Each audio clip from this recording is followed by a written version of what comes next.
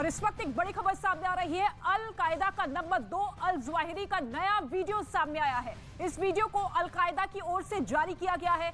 इस 9 मिनट के वीडियो में अल ज़वाहिरी भारत के खिलाफ जहर उगल रहा है। अल ज़वाहिरी भारत की अदालत पर सवाल उठा रहा है और हिजाब मामले में कर्नाटक की लड़की मुस्कान की तारीफ कर रहा है। अल ज़वाहिरी ने हिजाब विरोध को इस्लाम विरोध से जोड़ रहा है। ज़वाहिरी ने फ्रांस, पोलैंड और स्विट्जरलैंड के साथ साथ मिस्र और मोरक्को पर भी हिजाब को लेकर सवाल उठाए हैं।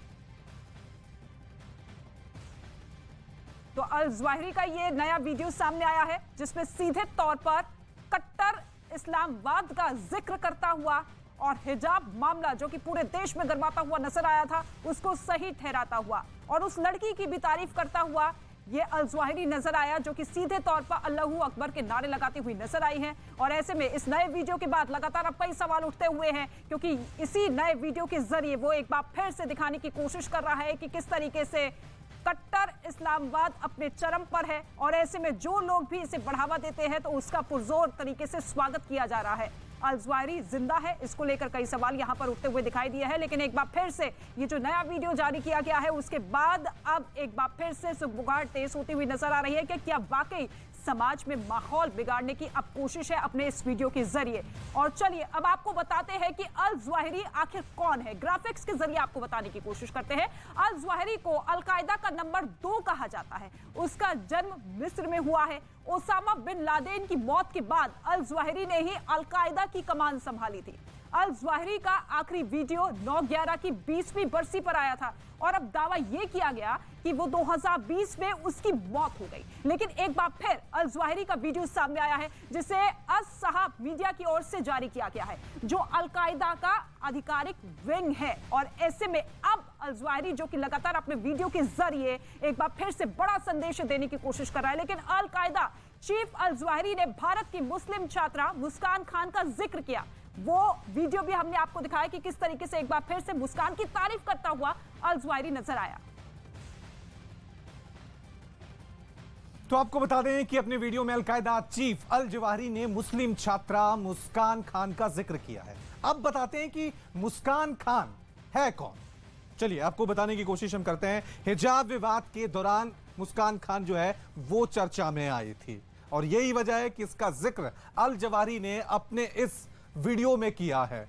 कर्नाटक के मांड्या जिले की रहने वाली है मुस्कान खान जिसका जिक्र अल ज़वाहिरी अपने वीडियो के दौरान कर रहे हैं और हिजाब विवाद के दौरान ये काफी सुर्खियों में रही थी। बीकॉम सेकेंड ईयर की ये स्टूडेंट है और हिजाब विवाद हुआ था तो कई बयान, कई तस्वीरें, कई वीडियो इसके वायरल हुए थे। हिजाब हटाने से साफ तौर से मना कर दिया था। हाई कोर्ट ये मामला चला गया था। हाई कोर्ट का फैसला अब आ चुका है। विरोध के बीच अल्लाहू अकबर का नारा लगाया था। ये वही वीडियो है जो बहुत वायरल हुआ था जिसमें बहुत सारे छात्र नारे लगा रहे थे और मुस्कान खान अल्लाहू अकबर का नारा लगा रही थी। मुस्कान का वीडियो वायरल हुआ था जिसके बाद मुस्कान खान पूरे देश में चर्चा का विषय बन गई थी। हिजाब को लेकर जो कर्नाटक में ये विवाद हुआ था उसके बाद मुस्कान खान चर्चा में आई थी। तमाम संगठनों ने मुस्कान की उस वक्त तारीफ की थी। यानी जो वीडियो वायरल हुआ था अल्लाहू अकबर नारा लगाने वाला, उसके बाद बहुत सारे ऐसे संगठन थे जिन्होंने मुस्कान की तारीफ की थी और ट्रोल भी किया गया था। हालांकि बाद में हाई कोर्ट ने साफ तौर से कह दिया था कि जो जितने भी शिक्षण संस्थान हैं वहां पर हिजाब अलाउड नहीं होगा। और बीजेपी नेता राजीव प्रताप रूडी का यह कहना है कि अल ज़वाहिरी का बयान साजिश के तहत है। देश का माहौल बिगाड़ने के लिए इस तरह के बयान सामने आ रहे हैं। देश के भीतर बहुत सारी परिस्थितियां आती हैं, उसके लिए पार्लियामेंट है, उसके लिए न्यायालय है, उसके लिए संस्थाएं हैं, बातचीत है। लेकिन विदेश में बैठा एक आतंकी अगर इस विषय पर अपनी टिप्पणी करता है और भारत में लोगों को और अपने समाज के लोगों को भड़काने की बात करता है और आतंकी तनाव फैलाता है तो ये चिंता का विषय है। और मुझे विश्वास है कि इसकी पूरी तौर से भर्त्सना भी की जाएगी और भारत की सरकार इसका जरूर संज्ञान लेगी। और वहीं शाहनवाज हुसैन का यह कहना है कि भारत के मुसलमान भड़कने वाले नहीं हैं। साथ ही ये भी कहा कि अल ज़वाहिरी के इस वीडियो की जांच होनी चाहिए कि ये उनका वीडियो है या फिर नहीं। अल ज़वाहिरी की, जिन्ना की, किसी की सलाह की जरूरत नहीं। भारत का मुसलमान भारत की मिट्टी का मुसलमान है। वो यहीं जिएगा और मरेगा तो इसी मादरे वतन के खाक में मिल जाएगा। हमें बाहर से कोई संदेश की ज़रूरत नहीं है। यहाँ शाहनवाज हुसैन भारतीय मुस्लिम है, हम अपने लोगों की बात करेंगे। वो अल जवाहिरी कौन होता है? तो जो अल जवाहिरी कई महीनों से बिल में छिपा बैठा था, उसका हिजाब पर बोलने के क्या मायने हैं? आखिर वो हिजाब पर बोलने के लिए दुनिया के सामने क्यों आया? इस रिपोर्ट के जरिए आप समझिए।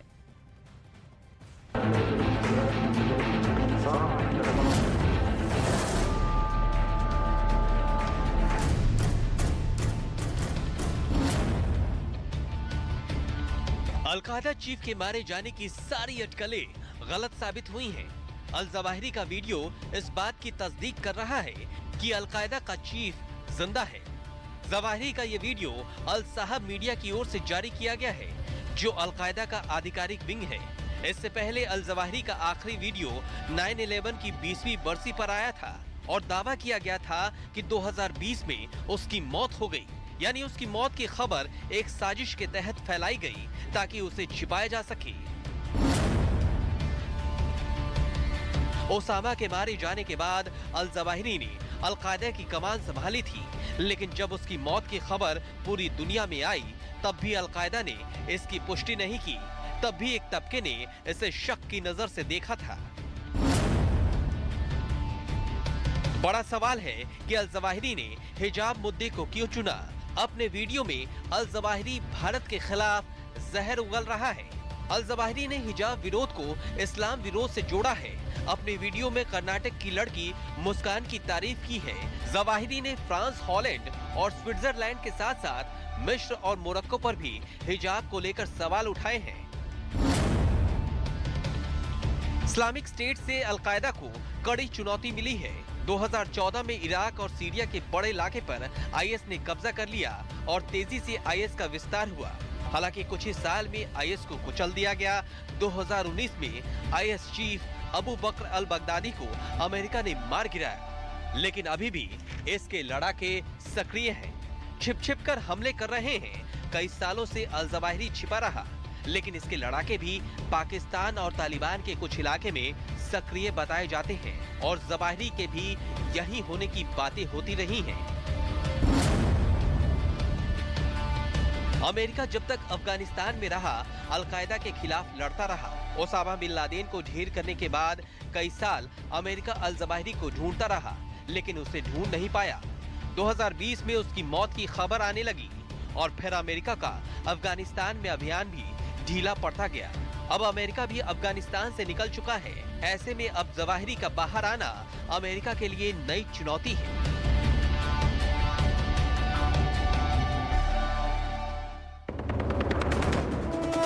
बीजेपी के 42वें स्थापना दिवस के मौके पर पीएम मोदी का विपक्ष पर हमला। कहा कुछ राजनीतिक दल सिर्फ अपने परिवार वालों के लिए कर रहे हैं काम। बीजेपी ने इसे बनाया चुनावी मुद्दा।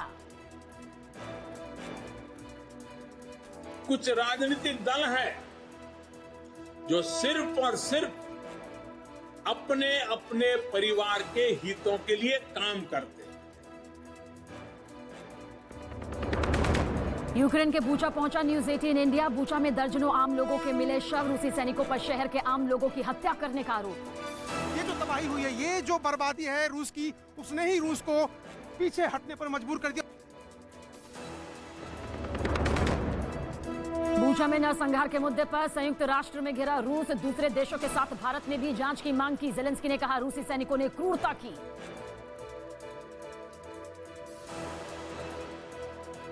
Держава в системі ООН. Для чого? Для того, щоб раз і назавжди покарати того, хто вважає себе. श्रीलंका में आपातकाल हटने के बाद भी विरोध प्रदर्शन जारी। राष्ट्रपति राजपक्षे का इस्तीफा देने से इनकार। सुरक्षा बल ने प्रदर्शनकारियों को रोकने के लिए संसद भवन से 2 किलोमीटर पहले ही लगा दी बैरिकेडिंग। जगह जगह विरोध प्रदर्शन हो रहे हैं। ये हाई सिक्योरिटी एरिया है। इस वक्त पार्लियामेंट का सेशन चल रहा है। जम्मू कश्मीर के त्राल में सुरक्षा बल को मिली बड़ी कामयाबी। मुठभेड़ में 2 आतंकी ढेर। हाल ही में श्रीनगर में सरपंच की हत्या में शामिल थे दोनों आतंकी। फायरिंग शुरू हो गया, उसमें एक टेररिस्ट मारा गया, फिर आर्मी को हम लोग बुलाए और इनकाउंटर में दोनों टेररिस्ट मारा गया। अलकायदा के नंबर 2 आतंकी अल जवाहिरी का सामने आया नया वीडियो। अल जवाहिरी ने भारत के खिलाफ फिर उगला जहर। हिजाब विवाद में सुर्खियों में आई मुस्कान की तारीफ भी की। गोरखनाथ मंदिर में हमले के आरोपी अहमद मुर्तजा को लेकर लखनऊ पहुंची एटीएस की टीम। फॉरेंसिक टीम मुर्तजा के लैपटॉप और मोबाइल की करेगी जांच। यूपी एटीएस ने नोएडा से 3, गोरखपुर और कानपुर से 2 संदिग्धों को पकड़ा। पाकिस्तान में अविश्वास प्रस्ताव खारिज करने के मामले पर सुनवाई के दौरान सुप्रीम कोर्ट के बाहर हंगामा। इमरान खान के करीबी नेता पत्रकारों पर भड़के। पाकिस्तान में सियासी संकट के बीच पूर्व मंत्री शाह महमूद कुरैशी का बड़ा खुलासा। कहा, इमरान खान की सरकार गिराने की धमकी वाले खत से पहले आया था फोन। इमरान के रूस दौरा रद्द करने की मांग की गई थी।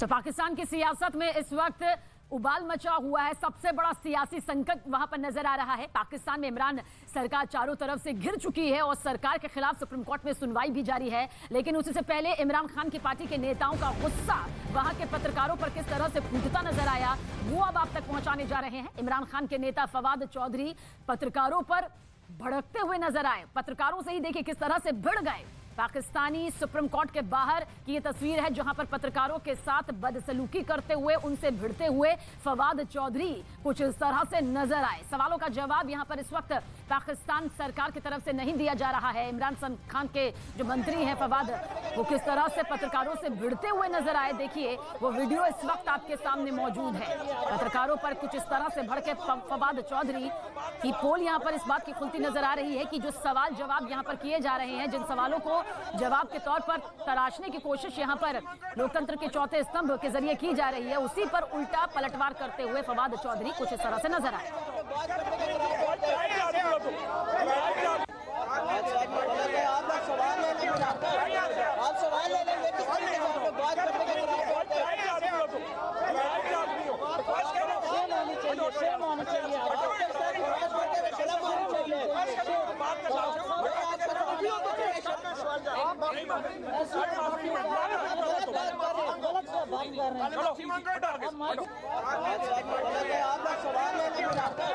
तो सवालों का जवाब यहां पर फवाद चौधरी से जब दिया नहीं गया तो कुछ इस तरह से पाकिस्तानी पत्रकारों से भिड़ते हुए इमरान खान के मंत्री फवाद चौधरी नजर आ रहे हैं। इस वीडियो में आप साफ देख सकते हैं कि किस तरह की झंझलाहट उनके चेहरे पर साफ दिखाई दे रही है। सवाल लगातार पत्रकार उनसे उनकी सरकार को लेकर पूछ रहे थे, जिस दौरान वो भड़कते हुए नजर आए। और इस बीच एक और बड़ी खबर पाकिस्तान की सियासत से जुड़ी हुई, जहां पाकिस्तान के राष्ट्रपति ने वहां के चुनाव आयोग को खत लिखा है। पाकिस्तान के राष्ट्रपति आरिफ अलवी ने चुनाव आयोग से कहा कि 90 दिनों के अंदर पाकिस्तान में चुनाव करवाए जाएं। इस वक्त की सबसे बड़ी खबर यहां पर सामने निकल कर आ रही है। चुनाव आयोग को खत लिखा गया है कि 90 दिन के अंदर यहां पर आम चुनाव करवाए जाएं। प्रधानमंत्री पद को लेकर जिस तरह से सियासी संकट इस वक्त पाकिस्तान पर नजर आ रहा है, एक तरफ पूरा मामला सुप्रीम कोर्ट की चौखट तक पहुंचा और वहीं पर कानूनी प्रक्रिया के तहत मामला आगे बढ़ रहा है, तो दूसरी तरफ संवैधानिक प्रक्रिया के तहत भी ये मामला कुछ इस तरह से आगे बढ़ता हुआ नजर आया, जहां पर पाकिस्तान के राष्ट्रपति ने ये खत लिखा है चुनाव आयोग को और चुनाव आयोग से इस खत के जरिए कहा गया है कि 90 दिनों के अंदर पाकिस्तान में चुनाव करवाए जाएं। और पाकिस्तान की संसद में संग्राम हुआ, जोरदार ड्रामा देखने को मिला और ये मामला सुप्रीम कोर्ट यहां पर पहुंच गया है। आज फिर वहां की सुप्रीम कोर्ट अविश्वास प्रस्ताव खारिज किए जाने वाले केस की सुनवाई यहां पर कर रही है। इस वक्त सुप्रीम कोर्ट में इस पूरे मामले को लेकर सुनवाई भी जारी है। उम्मीद जताई जा रही है कि आज सुनवाई के बाद सुप्रीम कोर्ट फैसला दे देगी, क्योंकि इस फैसले पर पक्ष से लेकर विपक्ष सभी की निगाहें टिकी हुई हैं, क्योंकि जो भी फैसला निकलकर पुख्ता तौर पर सामने आएगा वो पाकिस्तान की सियासी भविष्य को आगे मोड़ देता हुआ दिखाई देगा। इसलिए आज का दिन बेहद खास है, बेहद अहम है। सुप्रीम कोर्ट पर निगाहें यहां पर टिकी हुई हैं। हालांकि इमरान खान कह चुके हैं जब जनता संवाद उन्होंने जनता के साथ यहां पर किया था कि आखिर विपक्ष को सुप्रीम कोर्ट के दरवाजे तक जाने की क्या जरूरत है जब 90 दिन के अंदर आम चुनाव यहां पर हो रहे हैं और जनता अपना फैसला दे सकती है। लेकिन विपक्ष, क्योंकि जिस तरह से संसद को भंग किया गया, जिस तरह से राष्ट्रपति से सिफारिश यहां पर इमरान खान के जरिए की गई और उसके बाद उनकी सिफारिश को मानते हुए संसद को भंग कर दिया गया, इससे नाराज विपक्ष नजर आया। विपक्ष का धरना, गुस्सा, कई तस्वीरें लगातार पाकिस्तान की सियासत से नजर आई और उसके बाद अब सुप्रीम कोर्ट में ये पूरा मामला यहां पर दिखाई दे रहा है। तो एक तरफ सुप्रीम कोर्ट में ये पूरी सुनवाई जारी है, फैसला आना बाकी है, लेकिन संसद भंग करने के मामले में पाकिस्तान में सियासी संकट जोरों पर है।